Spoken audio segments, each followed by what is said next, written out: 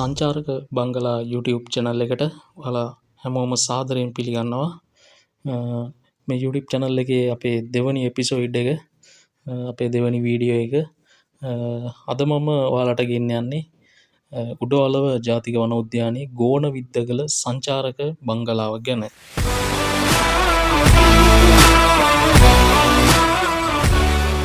1972 ජූනි 30 වෙනිදා තමයි මේ ජාතික වන උද්‍යානයක් ලෙස නම් කෙරුණේ.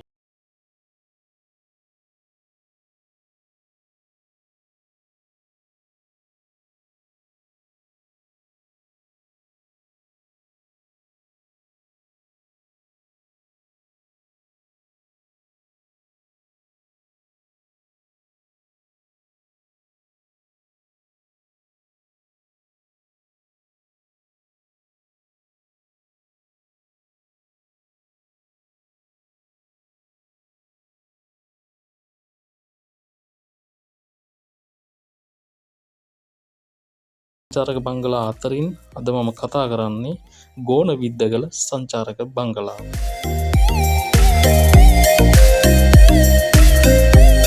අපි එනම් වැඩි කතා බහක් නැතුව යමු ගෝනවිද්දගල සංචාරක බංගලාවේ විස්තර දැනගන්න. උඩවලව වනාන්තරය ඇතුලේ තියෙන මේ සංචාරක බංගලාවට එන්න නම් ඔයගොල්ලෝ කොළඹ ඉඳලා රත්නපුර පැල්මඩුල්ල හරහා උඩවලවට එන්න ඕනේ. ඉතින් ඒක පැය 4ක වගේ කාලයක් ගත වෙනවා. ඒ වගේම මෙහෙම ඇවිල්ලා උඩවලව ප්‍රධාන පිවිසුම් දොරටුවේ ඒ වගේම වනාන්තරයට ඇතුළු වන ස්ථානයේ ඉඳලා කිලෝමීටර් 1ක් වගේ දුරකින් තමයි මේ ගෝනවිද්දගල සංචාරක බංගලාව පිහිටලා තියෙන්නේ. ඒ වගේම තමයි බංගලාවට වාහනයක යනවා නම් ඔයාලා 4 wheel වාහනයක යන්න ඕනේ. එහෙම නැත්නම් පිවිසුම් දොරටුව ගාව තියෙනවා ඔයගලන්ට සෆාරි ජීප් තාම අඩු මිලකට අරගන්න.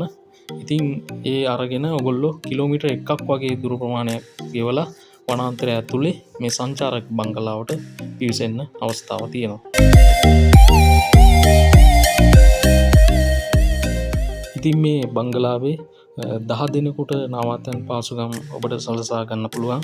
ඒ වගේම බංගලාවේ බාරකරුවෙක් ඉන්නවා. ඒ වගේම කෑම උයා පියා ගන්න ආරක්කෙමිකුත් ඉන්නවා.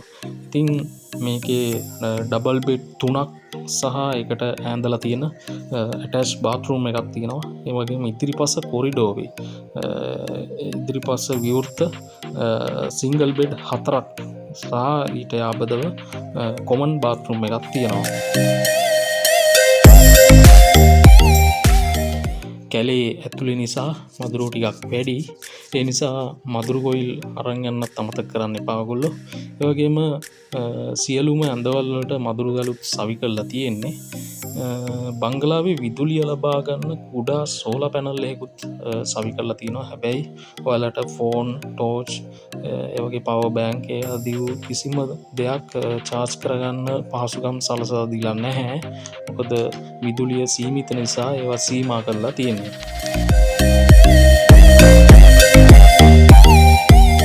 අපි දැන් බලමු බංගලාවට ගිහිල්ලා ඔයාලට මොනවාද බලන්න පුළුවන් වෙන්නේ කියලා. බංගලාව පිහිටලා තියෙන විශාල පර්වතයක් මත. ඉතින් ඒ පර්වතයේ මත සිට සන්ධ්‍යා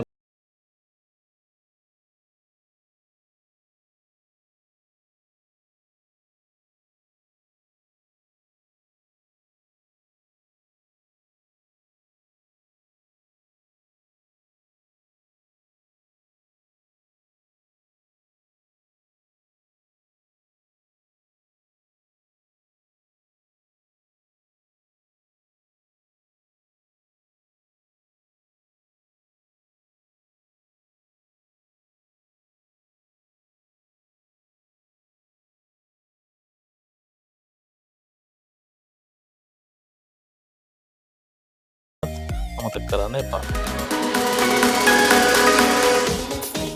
ඉතින් අවසාන වශයෙන් කියන්න තියෙන්නේ ඔයාලා යනකොට ප්ලාස්ටික් පොලිතින් වගේ දේවල් පරිසරයට මුදා හරින්න එපා. ඒ වගේම මත්පැන් මත්ද්‍රව්‍ය වගේ දේවල් රැගෙන යාම සම්පූර්ණයෙන්ම තහනම්.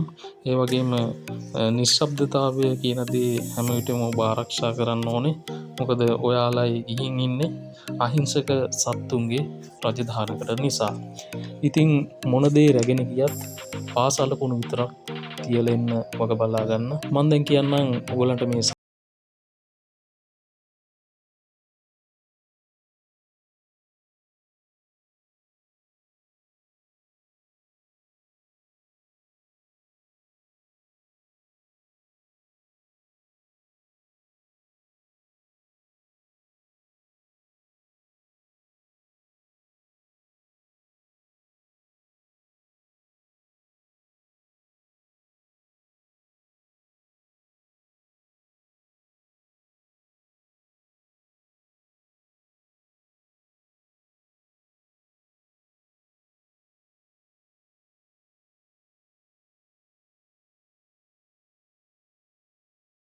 කරන්න කියලා ආදරයෙන් ඉල්ලනවා.